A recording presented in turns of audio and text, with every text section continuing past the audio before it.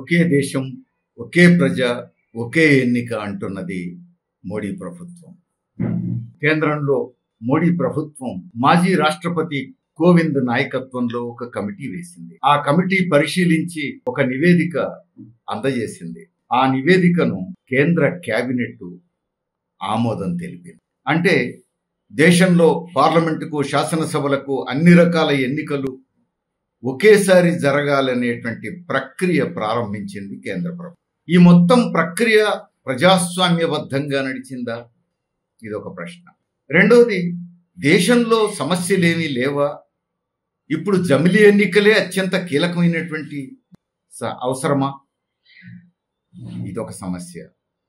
అసలు ఈ జమిలీ ఎన్నికలు అనేటువంటి ప్రక్రియ దేశానికి, ప్రజలకు, ప్రజాస్వామ్యానికి ఉపయోగమా, నష్టమా? ఇది కూడా లోతుగా పరిశీలించాల్సినటువంటి విషయమే. ఈ విషయంలో రెండు అభిప్రాయాలు వ్యక్తం అవుతున్నాయి. జమిలీ ఎన్నికలు అవసరమే అని చెప్పే వాళ్ళు ఉన్నారు. కాదు, ఈ జమిలీ ఎన్నికల ప్రక్రియ, ఇప్పుడు చేస్తున్నటువంటి ప్రయత్నాలన్నీ కూడా ప్రజాస్వామ్యానికి ప్రమాదకరం అని చెప్పేవాళ్ళు ఉన్నారు. అవసరమే అని చెప్పేవాళ్ళు ఎందుకు అవసరం అంటున్నారు? ఇవి కూడా మనం పరిశీలించాలి. వాళ్ళు చెప్పేది ఏమిటి? అనేక సార్లు పదే పదే ఎన్నికలు వస్తాయి. ఎప్పుడూ దేశంలో ఏదో ఒక మూల ఎన్నికలు జరుగుతూనే ఉన్నాయి. అయితే పార్లమెంటు, లేకపోతే అసెంబ్లీ, లేకపోతే స్థానిక సంస్థలు, అవేవి కాకపోతే ఎమ్మెల్సీ ఎన్నికలు, ఇవేవి కాకపోతే బై ఎలక్షన్స్, ఇట్లా ఎప్పుడూ ఏదో ఒక రకమైన ఎన్నిక జరుగుతూనే ఉన్నది. ఇది ఖజానా మీద పెద్ద భారం అవుతున్నది అనేటువంటిది ఒక అభిప్రాయం. అట్లనే ఈ పదే పదే ఎన్నికల వల్ల ఎన్నికైనటువంటి ప్రభుత్వాలు అభివృద్ధి మీద కేంద్రీకరించలేకపోతున్నాయని, పరిపాలన మీద దృష్టి సారించలేకపోతున్నాయని కూడా ఒక బలమైనటువంటి అభిప్రాయం చెబుతున్నారు. అంతేకాదు, అసలు ఈ జమిలీ ఎన్నికలను ఇప్పుడు వ్యతిరేకించే వాళ్ళు ఎందుకు వ్యతిరేకిస్తున్నట్టు అని ప్రశ్నిస్తున్నారు. జవహర్లాల్ నెహ్రూ, అంబేద్కర్ లాంటి గొప్ప గొప్ప నాయకులు ఉన్నప్పుడే ఈ దేశంలో జమిలీ ఎన్నికలు జరిగినాయి. 1951 నుంచి 61, 62 మధ్య జరిగినటువంటి 3 సార్లు ఎన్నికలు కూడా జమిలీ ఎన్నికలుగానే జరిగినాయి. మరి అప్పుడు ఏ ఇబ్బంది లేదు కదా. అప్పుడు ఏ ఇబ్బంది లేనప్పుడు ఇప్పుడెందుకు అభ్యంతర పెడుతున్నారు అనేటువంటి వాదన ఒకటి వస్తుంది.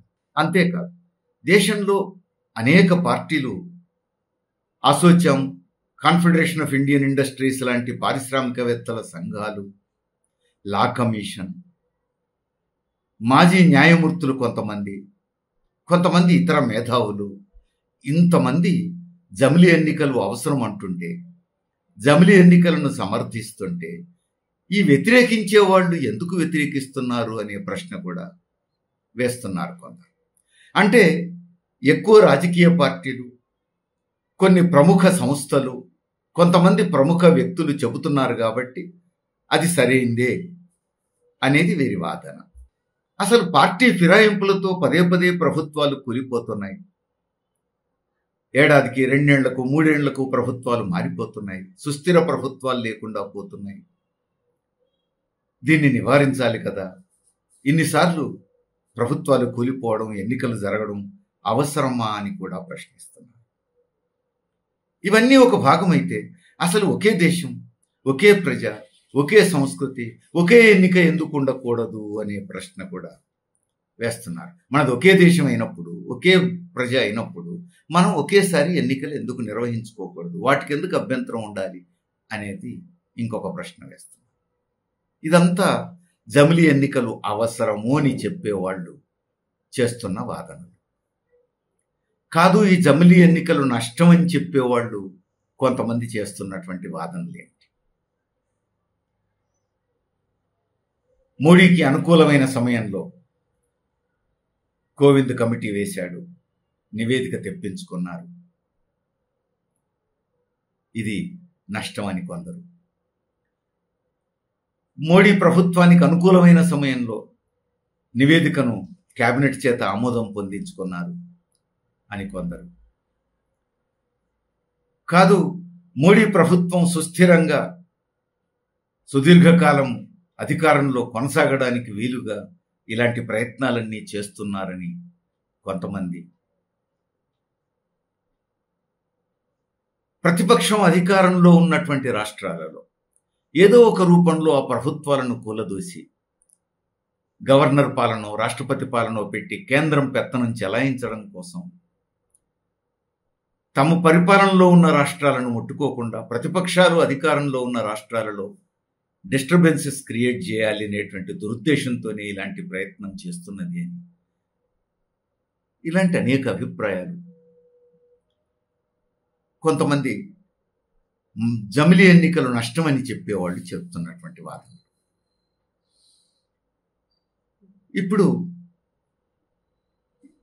ఈ రెండు రకాల అభిప్రాయాలు చెబుతున్న వాళ్ళ వాదనల్లో తప్పులు ఏమిటి అనేది కూడా మనం చూడాలి. ఒక మాటలో చెప్పాలంటే కమిటీ ఎప్పుడు వేశారు, నివేదిక ఎప్పుడు సమర్పించారు, దాన్ని కేంద్ర కేబినెట్ ఎప్పుడు ఆమోదించింది, ఇది ప్రధానమైనటువంటి సమస్య కాదు. అంతేకాదు, ప్రతిపక్షం ఉన్న రాష్ట్రాల్లో అస్థిరతను సృష్టించే అవకాశం లేదా అంటే ఉంది. కానీ అదే ప్రధాన సమస్య కాదు. మోడీ లేదా బీజేపీ పాలనను సుస్థిరపరచుకోవాలి, ఎక్కువ కాలం తిష్టవేయాలనేటువంటి ప్రయత్నాలు ఇందులో లేవా అంటే ఉండొచ్చు. కానీ అవి కూడా అంత ప్రధానమైనటువంటి అంశాలు కాదు. జమిలీ ఎన్నికల వెనుక లోతైనటువంటి అంశాలు ఉన్నాయి. అందుకే వీటిని ఇంత పైపైన చూస్తే ప్రయోజనం ఉండదు, వాటి లోతులు అర్థం కావు. లోతుగా పరిశీలించాల్సినటువంటి అవసరం ఉంది, అధ్యయనం చేయాల్సినటువంటి అవసరం ఉంది. కొంత ఈ దేశం పట్ల, ఈ దేశ ప్రజల పట్ల బాధ్యతగా పరిశీలించాల్సినటువంటి అవసరం కూడా ఉన్నది. అందుకని ఇంత కీలకమైనటువంటి విషయాన్ని ఆషామాషిగా కొట్టేయకూడదు. ఇప్పుడు వస్తున్నటువంటి వాదనలు, సమర్థించే వాదనలు ఏమిటి అంటే, జమిలీ ఎన్నికలు అవసరమని చెబుతున్న వాళ్ళ వాదనలు ఏ మేరకు సమంజసం, వాటికి ఏమైనా ప్రాతిపదిక ఉన్నదా, బలం ఉన్నదా పరిశీలిద్దాం. మొదటి అంశం ఏమిటి? ఇన్నిసార్లు ఎన్నికలు జరిగితే దేశ ఖజానాకు భారం అవుతుంది అనేటువంటి అభిప్రాయం చెబుతున్నారు. ప్రజాస్వామ్యం అనేది అత్యంత కీలకమైంది. 143 కోట్ల ప్రజల జీవితాలను నిర్ణయించేది. అలాంటి ప్రజాస్వామ్య విలువలను పరిపుష్టం చేసేటువంటి ప్రక్రియను డబ్బుతో ముడిపెట్టి బేరీజు వేయగలమా? అలాంటి ప్రజాస్వామ్య ప్రక్రియకు డబ్బుతో వెలకట్టగలమా? అది డబ్బుతో బేరీజు వేయాల్సింది కాదు, డబ్బుతో వెలకట్టవలసింది కాదు. దాని విలువ అత్యంత ప్రియమైనది, విలువ కట్టలేనిది. అందుకని దాన్ని డబ్బుతో కొలిచేటువంటి ప్రయత్నమే సంకుచిత ప్రయత్నమైనా కావాలి, లేదా దాని లోతుపాతుల అర్థం కాక చేస్తున్న వాదనైనా కావాలి, లేదా కావాలనే ప్రజల దృష్టిని మళ్లించేందుకు కొంతమంది చేస్తున్నటువంటి తప్పుడు వాదన కావాలి. పాలకులు ఇలాంటి తప్పుడు వాదన చేయొచ్చు, దాన్ని నమ్ముతున్న వాళ్ళలో మాత్రం అమాయకత్వం ఉండొచ్చు, లోతైన అవగాహన లేకపోవడం కారణం కావచ్చు. అట్లనే అసలు ఇంకొక కోణం చూద్దాం. జమిలీ ఎన్నికలు పెడితే ఖర్చు తగ్గిపోతుందా? తగ్గిపోతుందన్న గ్యారంటీ కూడా లేదు. ఇంకా చెప్పాలంటే ఇంకా ఎక్కువసార్లు ఎన్నికలు జరగవచ్చు, ఇంకా ఎక్కువ ఖర్చు కూడా కావచ్చు. ఎక్కువ ఖర్చు గ్యారంటీ అవుతుంది, ఎందుకంటే ఇప్పుడున్న ఈవీఎంస్ మెషిన్లు సరిపోవు, ఇప్పుడున్న యంత్రాంగం సరిపోదు. అందుకని ఆ ఖర్చు కూడా పెరుగుద్ది. అంతేకాదు, జమిలీ ఎన్నికలు అనే పద్ధతి వచ్చిన తర్వాత కొన్ని రాష్ట్రాలలో ముందే ప్రభుత్వం కూలిపోయింది, కొన్ని రాష్ట్రాలలో ముందే ప్రభుత్వం పడిపోతే అప్పుడు 5 సంవత్సరాల పాటు కొనసాగకుండానే పడిపోయిన ఆ ప్రభుత్వానికి సగానికంటే ఎక్కువ కాలం ఇంకా ఉంటే అప్పుడు ఎన్నికలు నిర్వహించే అవకాశం ఉందంటున్నారు. ఒకవేళ ఎన్నికలు నిర్వహిస్తే ఎంతకాలానికి? అప్పటి నుంచి 5 సంవత్సరాలకు కాదు, ఆ మిగిలిన సమయానికి మాత్రమే. మళ్ళా పార్లమెంట్ ఎన్నికలతో సహా మిగతా రాష్ట్రాల ఎన్నికలతో సహా జమిలి ఎన్నికలకే పోవాల్సి ఉంటుంది. అంటే ఈ ప్రక్రియ వల్ల ఎన్నికలు జరిగేటువంటి అవకాశాలు ఇంకా పెరుగుతాయి తప్ప తగ్గవు. కాబట్టి ఇంకా ఎక్కువ సార్లు ఎన్నికలు జరిగి ఇంకా ఎక్కువ ఖర్చు అవుతుంది తప్ప తగ్గదు. అందుకని ఖచ్చితంగా ఖర్చు తగ్గుతుందనేటువంటి గ్యారంటీ లేదు, ఒకవేళ డబ్బుతో పోల్చినా. ఇదొక అంశం. ఇంకొక వాదన ఏంటి? పదే పదే ఎన్నికలు పెట్టడం వల్ల ఎన్నికైనటువంటి పాలకులు అభివృద్ధి మీద దృష్టి సారించలేకపోతున్నారు, లేదా పరిపాలన మీద దృష్టి సారించలేకపోతున్నారు. ఈ వాదనకు పసలేదు. అభివృద్ధి మీద దృష్టి ఎందుకు సారించలేరు? అధికారంలో ఉన్న పార్టీ విధానాన్ని బట్టి ఉంటుంది, ఆ ప్రభుత్వం విధానాన్ని బట్టి ఉంటుంది, ఆ శాసనసభ చేసినటువంటి తీర్మానాలను బట్టి, చేసిన చట్టాలను బట్టి, కేటాయించిన నిధులను బట్టి ఉంటుంది. అంతే తప్ప అభివృద్ధి కార్యక్రమాలకు ఆటంకం ఏముంటుంది? ఏవైనా స్వార్థ రాజకీయ ప్రయోజనాలుంటే తప్ప అభివృద్ధి కార్యక్రమాలకు ఆటంకం అనే దాంట్లో పసలేదు.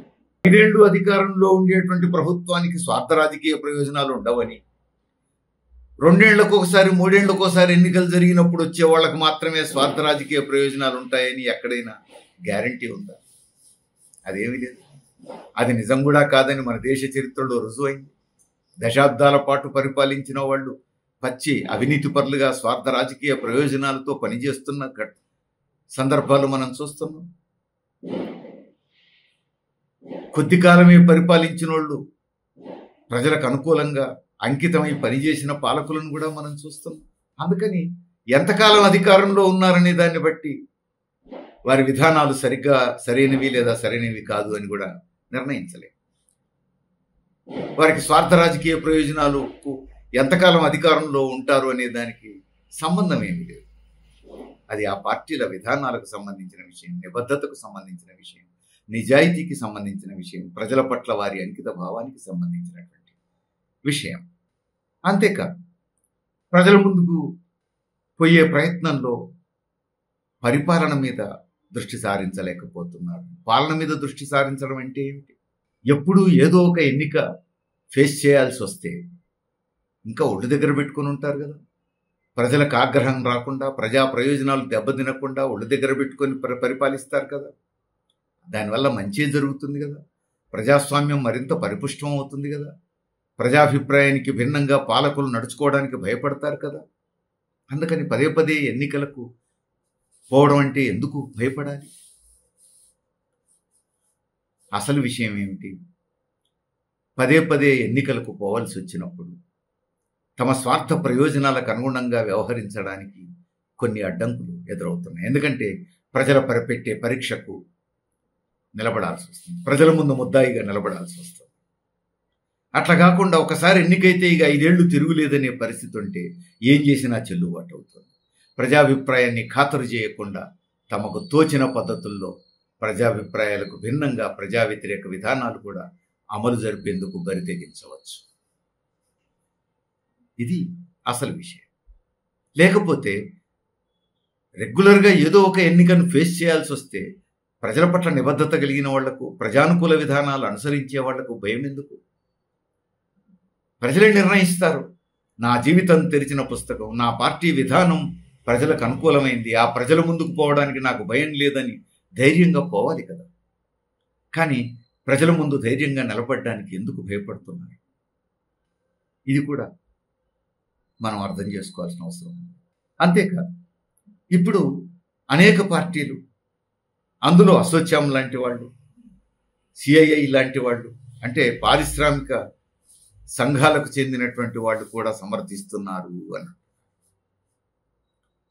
పారిశ్రామికవేత్తల సంఘాలకు ప్రజల నుంచి నిరసన అంటే భయం. ప్రజాభిప్రాయానికి అనుకూలంగా పరిపాలించడం అంటే వారికి ఇష్టం ఉండదు. ఎందుకంటే వారి ప్రయోజనాలకు అనుగుణంగా ప్రభుత్వం నడవాలి, పెట్టుబడిదారుల ప్రయోజనాలకు అనుగుణంగా ప్రభుత్వం నడవాలని వారు కోరుకుంటారు.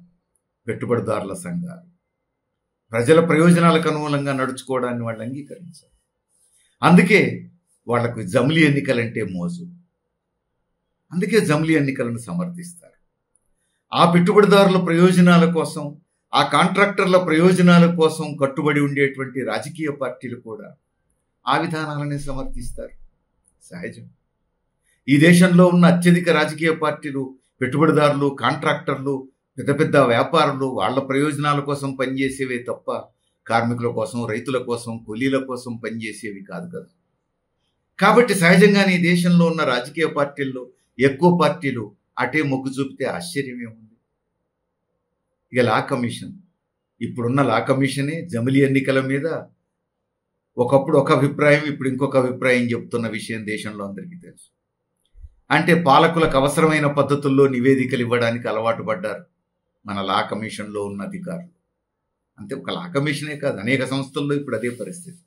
అధికారంలో ఉన్న వాళ్ళ ప్రయోజనాలకు అనుగుణంగా వారికి ఏ పద్ధతుల్లో రిపోర్ట్ కావాల్సి వస్తే ఆ పద్ధతుల్లో రిపోర్ట్లు ఇవ్వడం ఒక ఆనవాయితీగా మారిన రోజుల్లో మనం ఉన్నాం.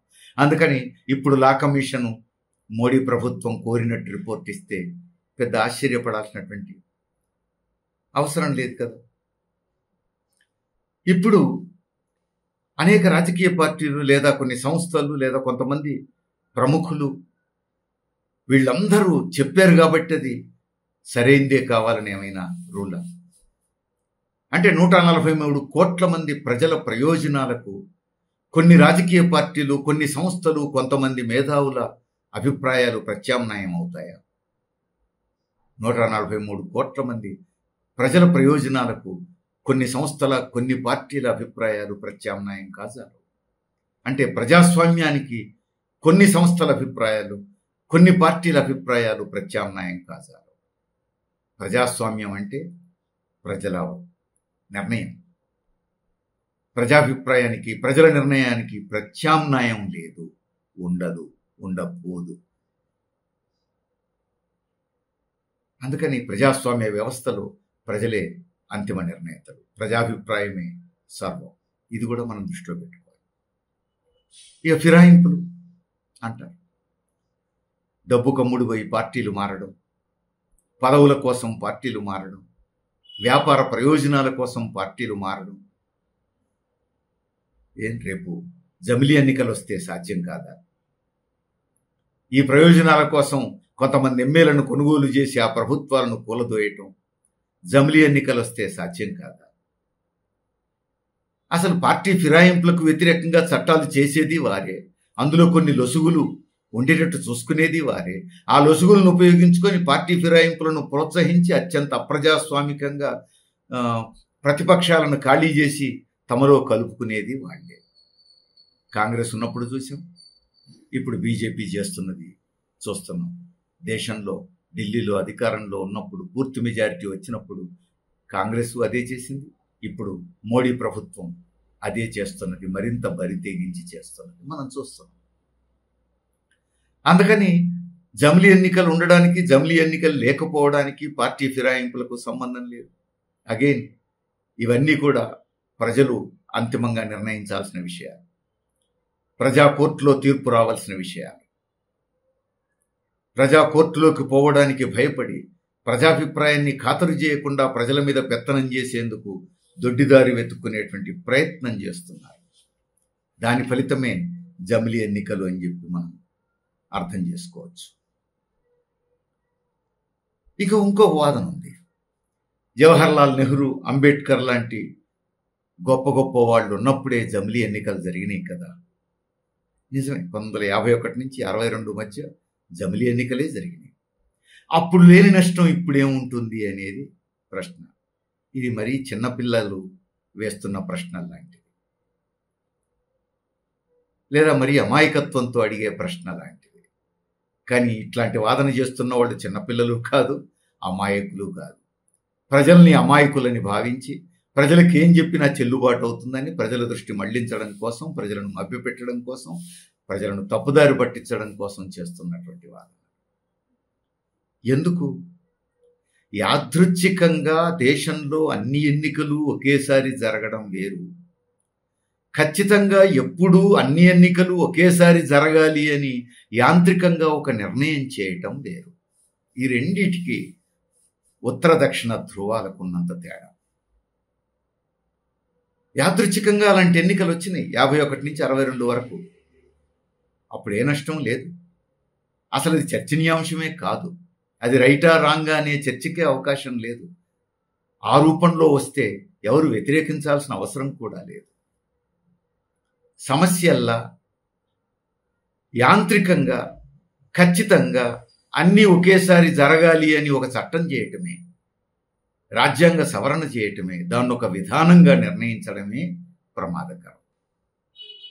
మహా అయితే యాదృచ్ఛికంగా ఒకేసారి ఎన్నికలు వస్తే అప్పుడు కూడా ప్రాబ్లమ్స్ ఉండవా అంటే, స్వాతంత్ర్యం వచ్చిన కొత్తలో జాతీయోద్యమ వాతావరణం ఇంకా కొనసాగిన మూలంగా కూడా కావచ్చు, ఎక్కువ సమస్యలు రాలేదు. ఇప్పుడు 76 ఏళ్ల తర్వాత దేశంలో అవినీతి పెరిగింది, శాంతి భద్రతల సమస్య పెరిగింది, స్వార్థ ప్రయోజనాలు పెరిగినాయి.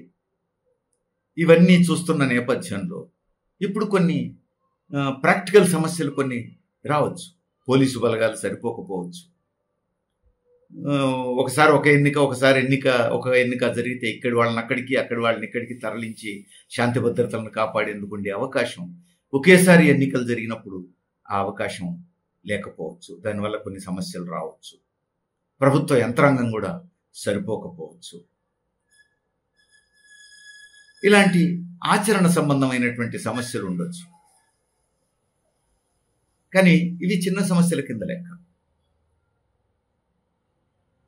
కానీ దీన్ని చట్టం చేయడం వల్ల వచ్చేటువంటి సమస్య ఇంతకంటే చాలా విస్తృతమైనది, చాలా పెద్దది.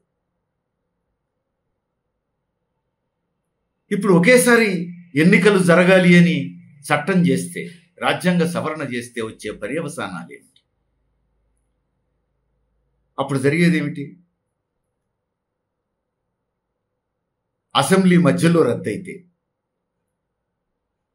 మరి ఎన్నికలన్నీ దేశంలో ఒకేసారి జరగాలి కదా. 5 ఏళ్ళు ఉండకముందే 2 ఏళ్లకో 3 ఏళ్లకో అసెంబ్లీ రద్దయితే అప్పుడేం చేయాలి? వెంటనే ఎన్నికలు పెట్టొద్దు అంటే ఓడిపోయినటువంటి ప్రభుత్వాన్నే కొనసాగిస్తారా? ఆ అసెంబ్లీ కాలం పొడిగిస్తారా? అది అప్రజాస్వామికం. 5 ఏళ్ల కోసం ఎన్నికైనటువంటి ప్రభుత్వం మెజారిటీ లేకుండానే పరిపాలించే ప్రయత్నం చేయటం, మెజారిటీ కోల్పోయిన తర్వాత మైనారిటీ ప్రభుత్వం 5 ఏళ్ళు ఉండే ప్రయత్నం చేయటం అప్రజాస్వామికం అవుతుంది. లేదు, 5 ఏళ్ళు పూర్తయినాయి, కానీ జమిలీ ఎన్నికలకు సెట్ కావాలంటే ఇంకొక ఏడాది ఆగాలి. అప్పుడు 5 ఏళ్ల కోసం ఎన్నికైన ప్రభుత్వాన్ని ఇంకొక ఏడాది పరిపాలించడం కోసం ఎక్స్టెండ్ చేస్తారా? అది కూడా అప్రజాస్వామికం. ప్రజాభిప్రాయంతో నిమిత్తం లేకుండా చేయటం. ఇంకొక ప్రాసెస్, 5 ఏళ్ల కోసం ఎన్నికైన ప్రభుత్వం మధ్యలో మెజారిటీ కోల్పోయింది అనుకోండి, అప్పుడు ప్రభుత్వాన్ని రద్దు చేసి ప్రజాభిప్రాయం కోసం ప్రజల ముందుకు పోయేటువంటి అవకాశం లేకుండా పోతుంది. లేదా గవర్నర్ పాలన ఎన్ఫోర్స్ చేస్తారు.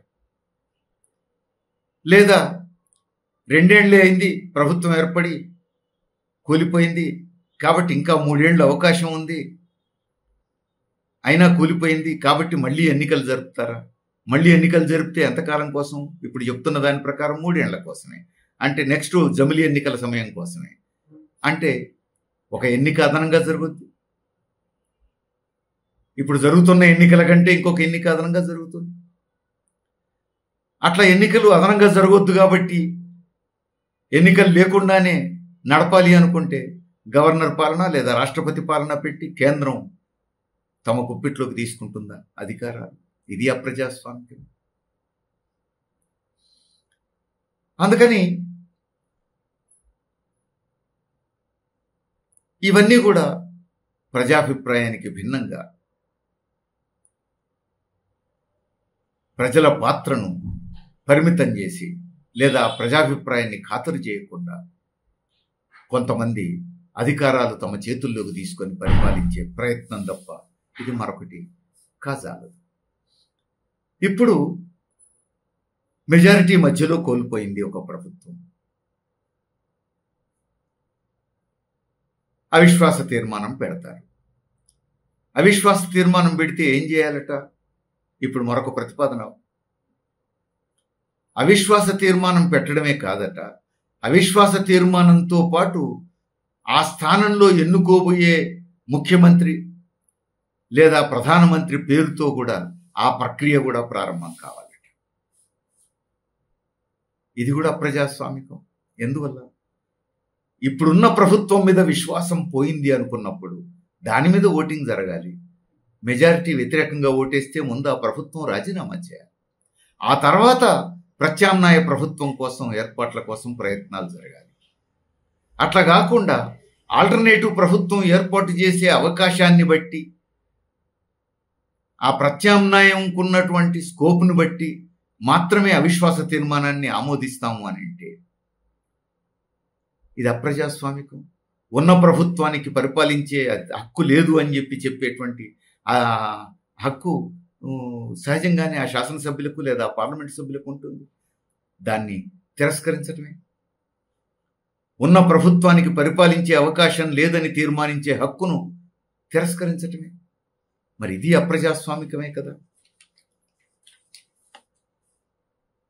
అంతేకాదు, ఇప్పుడు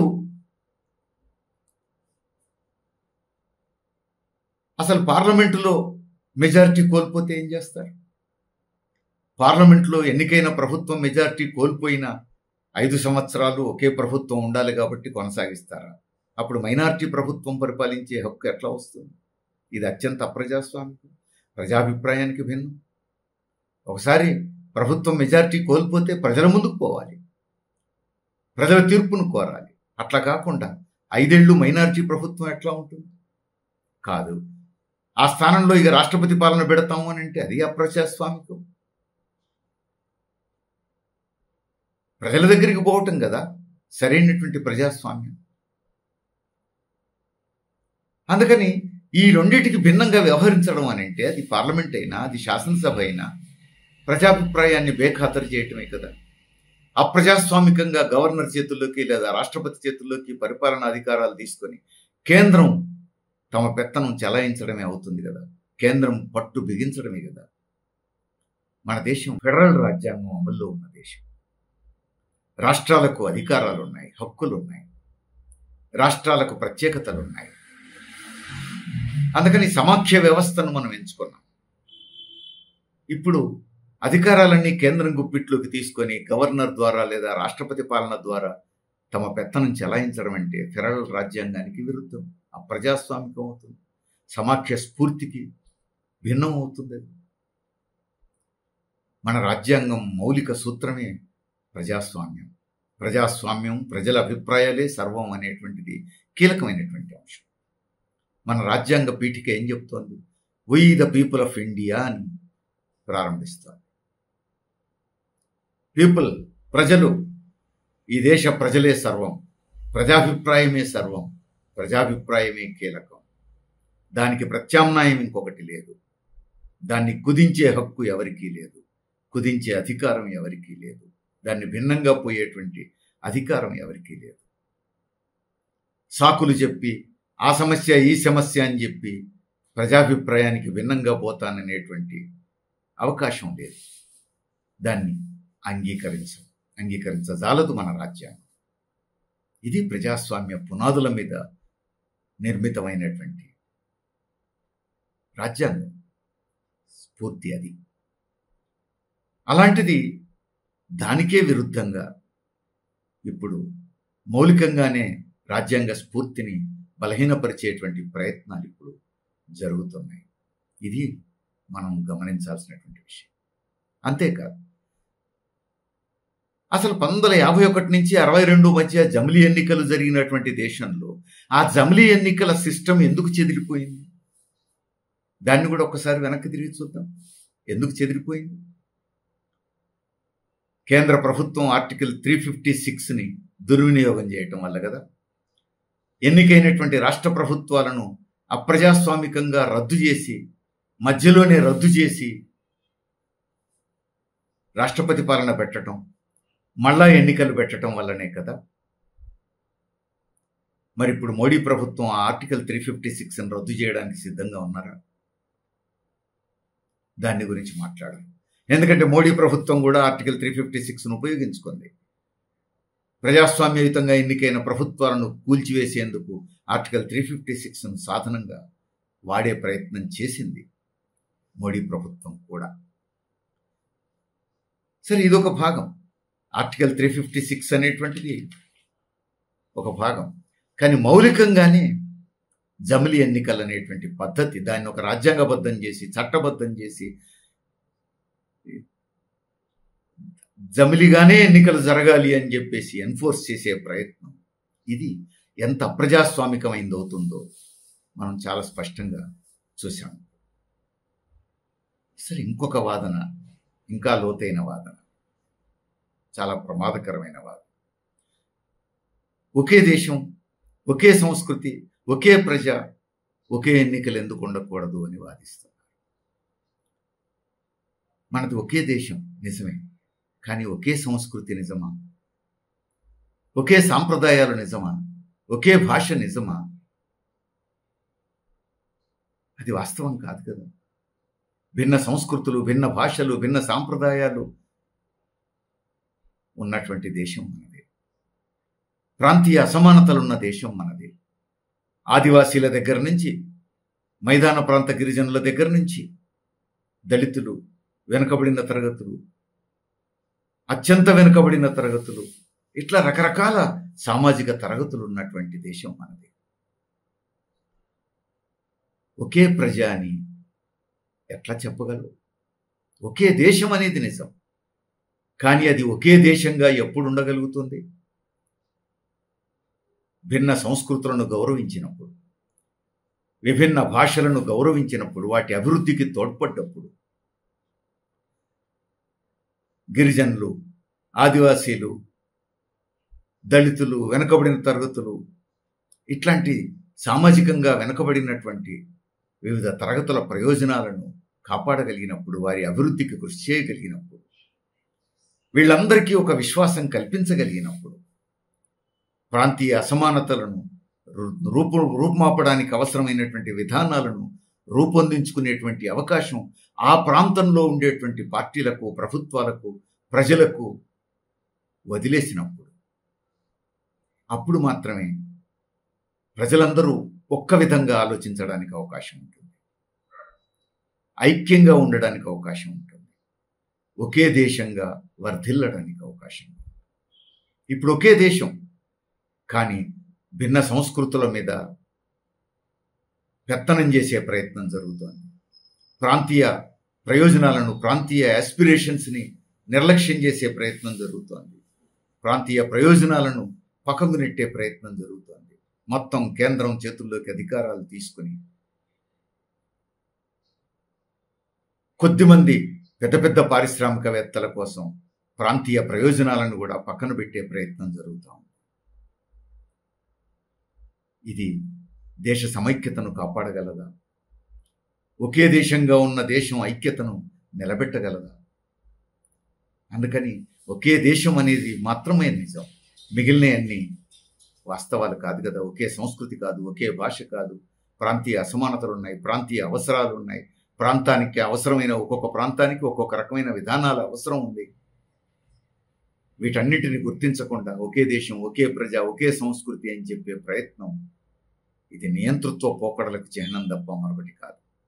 ఇది ఒకే దేశం, ఒకే మతం, ఒకే పార్టీ, ఒకే నాయకుడు అనేటువంటి వైపు, నిరంకుశ విధానాల వైపు, నియంతృత్వ విధానాల వైపు నెట్టేటువంటి ప్రయత్నం తప్ప ఇది మరొకటి కాదు. అందుకే ఈ జమిలీ ఎన్నికలనే పేరు మీద జరుగుతున్నటువంటి ప్రయత్నం చాలా ప్రమాదకరమైంది. చాలా ప్రమాదకరం. దీనికోసం అనుసరించిన పద్ధతి కూడా అప్రజాస్వామికం. మాజీ రాష్ట్రపతి నాయకత్వంలో కమిటీ వేశాం అంటున్నారు. కమిటీ పరిశీలించి సిఫారసులు చేసింది. ఇది అత్యంత ప్రజాస్వామిక పద్ధతి కదా అంటున్నారు. ఇక్కడనే ఉంది మోసం. కమిటీ వేశారు. ఆ కమిటీకి టర్మ్స్ ఆఫ్ రెఫరెన్స్ ఏమిచ్చారు? ఆ కమిటీ ఏ విషయాలను పరిశీలించాలని కోరారు మీరు? జమిలి ఎన్నికలకి ఈ దేశానికి అవసరమా అని మీరు ప్రశ్నించలేదు, పరిశీలించమని చెప్పలేదు. జమిలి ఎన్నికల వల్ల ప్రజాస్వామ్యానికి లాభమా నష్టమా అనే విషయం పరిశీలించండి అని చెప్పలేదు మీరు. జమిలి ఎన్నికలు భారతదేశంలో ఆచరణ సాధ్యమా కాదా అని పరిశీలించమని చెప్పలేదు మీరు. ఇదేమీ చేయకుండానే జమిలి ఎన్నికల కోసం మీరు ఆల్రెడీ నిర్ణయానికి వచ్చి అవి అమలు జరపాలని నిర్ణయించుకొని కమిటీకి ఇచ్చిన టర్మ్స్ ఆఫ్ రెఫరెన్స్ ఏమిచ్చారు మీరు? జమిలి ఎన్నికలు నిర్వహించడానికి చట్టపరమైనటువంటి అంశాలను పరిశీలించండి, పాలనాపరమైనటువంటి అంశాలను పరిశీలించండి అన్నారు. అంటే జమిలి ఎన్నికలు అమలు జరపాలి అని మీరు ముందే నిర్ణయించుకున్నారు. అమలు జరపడానికి అవసరమైనటువంటి ఎగ్జిక్యూషన్ పార్ట్ని ఈ కమిటీ పరిశీలించమని చెప్పారు. ఇదేం ప్రజాస్వామ్యం? అందుకని జమిలి ఎన్నికల కోసం ప్రారంభించినటువంటి ప్రక్రియని అత్యంత అప్రజాస్వామికంగా ప్రారంభమైంది అనే విషయం కూడా మనం దృష్టిలో పెట్టుకోవాల్సిన అవసరం ఉంది. ఒకసారి కమిటీ ఏర్పడ్డ తర్వాత అన్ని పార్టీల అభిప్రాయాలు తీసుకున్నాం, అనేక మంది మేధావుల అభిప్రాయాలు తీసుకున్నాం, అనేక సంస్థల అభిప్రాయాలు తీసుకున్నాం అని అంటున్నారు. కాబట్టే ప్రజాస్వామికం అంటున్నారు. ఏ అభిప్రాయాలు తీసుకున్నారు మీరు? జమిలి ఎన్నికలు అవసరమా లేదా అనే అభిప్రాయం తీసుకోలేదు మీరు. ఇది దేశానికి లాభమా నష్టమా అనే అభిప్రాయం తీసుకోలేదు మీరు. లీగల్గా ఏం చేయాలి, పరిపాలనా పరంగా ఏం చేయాలి అని మాత్రమే అభిప్రాయం తీసుకున్నారు. అంటే జమిలి ఎన్నికలు నిర్వహిస్తాం, దానికి మీరందరూ సహకరించండి, సూచనలు చేయండి, సలహాలు ఇవ్వండి అనేది తప్ప జమిలి ఎన్నికలు అవసరమా లేదా, అవి మంచిదా చెడ్డదా, లాభమా నష్టమా, వీటి మీద మీరు అభిప్రాయ సేకరణ చేయలేదు. వాటి కోసం కమిటీ వేయలేదు మీరు. అందుకే ఇది అత్యంత అప్రజాస్వామికమైనటువంటి ప్రక్రియ. మొదటి నుంచే అప్రజాస్వామిక ధోరణి మొదలైంది. మరి ఇంతటి కీలకమైనటువంటి అంశం ఇది అమల్లోకి వస్తే రేపు జరిగేది ఏమిటి? ప్రాంతీయ ప్రయోజనాలు, ప్రాంతీయ అసమానతలు, వివిధ ప్రాంతాల అవసరాలు, వివిధ సంస్కృతులు, భాషలు, ఇవన్నీ పక్కకు నెట్టివేయబడతాయి కదా. అంటే రాజకీయంగా వీటన్నిటికీ ప్రతినిధిగా ఉండేటువంటి ప్రాంతీయ పార్టీలు పక్కకు నెట్టివేయబడతాయి అన్నమాట. ఇది ఎంత అప్రజాస్వామికం! మరి ఇంత తీవ్రమైనటువంటి అప్రజాస్వామికమైనటువంటి ప్రయత్నం జరుగుతూ ఉంటే కేంద్ర కేబినెట్ ఆమోదం ఎట్లా పొందింది? ఇది మోడీకి పూర్తి మెజారిటీ లేదు, బీజేపీకి పూర్తి మెజారిటీ లేదు, అయినా కేబినెట్ ఆమోదం పొందింది అంటున్నారు. మరి ఆ కేబినెట్లో తెలుగుదేశం మంత్రులు ఉన్నారు, జనసేన మంత్రులు ఉన్నారు, చంద్రబాబు నాయుడు గారి మనుషులు ఉన్నారు, పవన్ కళ్యాణ్ మనుషులు ఉన్నారు, నితీష్ కుమార్ మనుషులు ఉన్నారు. మరి ఈ పార్టీల మీద ఆధారపడి నడుస్తున్న ప్రభుత్వం కాబట్టి గతంలోలా కాకుండా, ఏకపక్షంగా కాకుండా ఒళ్ళు దగ్గర పెట్టుకుంటుందని కొంతమంది భ్రమపడ్డారు. కానీ ఇప్పుడు ఈ పార్టీలు బీజేపీకి తోకగానే పోతున్నాయి, బీజేపీ చెప్పిన దానికి తోకాడిస్తున్నాయి. ఈ పార్టీలే కనుక జమిలి ఎన్నికల ఈ నివేదికను మేము అంగీకరించమని కేబినెట్లో అడ్డం తిరిగి ఉంటే ఈరోజు మోడీ ప్రభుత్వం కేబినెట్ ఆమోదించింది అని విర్రవీగగలిగేదా? తనకే పూర్తి మెజారిటీ ఉన్నప్పుడు ఏ విధంగా ఏకపక్షంగా పోగలిగిందో ఇప్పుడు కూడా అంతే ఏకపక్షంగా పోతున్నాడు మోడీ. అంటే దానికి Telugu Desam party, Janasena party, Nitish Kumar party వీళ్ళందరూ కూడా బీజేపీ తానే అంటే తందానా అనే స్థితికి రావడం వల్లనే కాదా?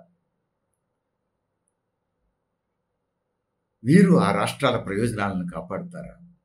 ప్రాంతీయ ప్రయోజనాలని కాపాడుతారా? ఓటేసినటువంటి ప్రజలని మోసం చేసినట్టే కదా ఇది. అందుకని ఆంధ్రప్రదేశ్ ప్రజలు, బీహార్ ప్రజలు కూడా ఇప్పుడు ఆలోచించాలి, ఈ పార్టీల వైఖరి ఏమిటి. ఇలాంటి విధానాలని మరి తెలుగుదేశం, జనసేన లాంటి పార్టీలు ఎట్లా సమర్థిస్తున్నాయి తేల్చుకోవాల్సిన అవసరం ఉంది. మరి ఇప్పుడు కేబినెట్ ఆమోదం పొందింది అంటే అందులో ఉన్న తెలుగుదేశం లాంటి వాళ్ళు, జనసేన లాంటి వాళ్ళు కూడా ఆమోదం చెప్పారు కదా. ఇక రేపు పార్లమెంట్లోకి వస్తే అక్కడ కూడా చేయెత్తుతారు కదా అనుకూలంగా, ఇంకా చేయగలిగేది ఏంది అని కొంతమంది అనుకోవచ్చు. అంతా అయిపోయిందని భయపడాల్సిన అవసరం లేదు. ప్రజాస్వామ్య వ్యవస్థలో ఉన్నాం మనం. ప్రజల దగ్గరికి పోవాలి. ఇదంతా ప్రాసెస్ కావడానికి చాలా సమయం పడుతుంది. ఎందుకంటే పార్లమెంట్లో 3/2 మెజారిటీ ఆమోదించాలి. అది సరిపోదు. దేశంలో కనీసం సగం రాష్ట్రాలు దాన్ని ఆమోదించాలి. రాష్ట్రాల శాసనసభల్లో సగానికంటే ఎక్కువ మంది ఓట్లు వేయాలి అనుకూలంగా. ఈ ప్రాసెస్ అంతా ఉంది.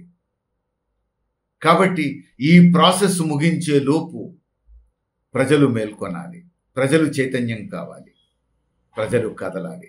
ప్రజాస్వామ్యవాదులంతా ప్రజల దగ్గరికి పోవాలి. మోడీని ప్రజలే నిలదీసే పరిస్థితి తేవాలి. ఈ విధానాన్ని సమర్థించే ప్రాంతీయ పార్టీల నాయకులను ప్రజలే నిలదీసే పరిస్థితి రావాలి. అందుకని రానున్న రోజులు ఒక పరీక్షా సమయం. ప్రజాస్వామ్యవాదులు, వామపక్షవాదులు అందరూ కూడా కలిసి నడవాల్సినటువంటి సమయం. దేశంలో ప్రజాస్వామ్య మూలాలను కాపాడుకోవాల్సిన సమయం. ప్రజలు మరింత చైతన్యంగా కదలాల్సిన సమయం. పాలకులను నిలదీయాల్సిన సమయం.